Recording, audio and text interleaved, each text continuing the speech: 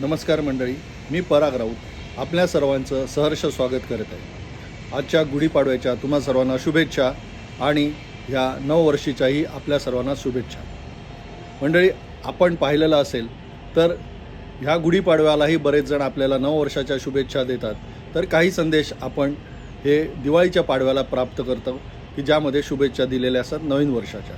तर ही नवीन वर्षाबद्दल हे काय संभ्रम आहे, हे काय गोष्टी आहेत ते मी आपल्याला सांगू इच्छितो। तर मंडळी, भारतामध्ये सहसा 2 संवत्सरं पाळली जातात, एक विक्रम संवत्सर आणि शालिवाहन संवत्सर। त्यातील शालिवाहन संवत्सर जे आहे ते चैत्र महिन्यापासून त्याची प्रतिपदेपासून त्याची सुरुवात होते, तर विक्रम संवत्सर जे आहे त्याची कार्तिक पौर्णिमेपासून प्रतिपदेपासून सुरुवात होते। त्यामुळे जे मंडळी हे शालिवाहन संवत्सर पाळतात ते चैत्र महिन्याच्या शुद्ध प्रतिपदेला नवीन वर्षाची सुरुवात अर्थात गुढीपाडव्यापासून नववर्षाची सुरुवात करतात।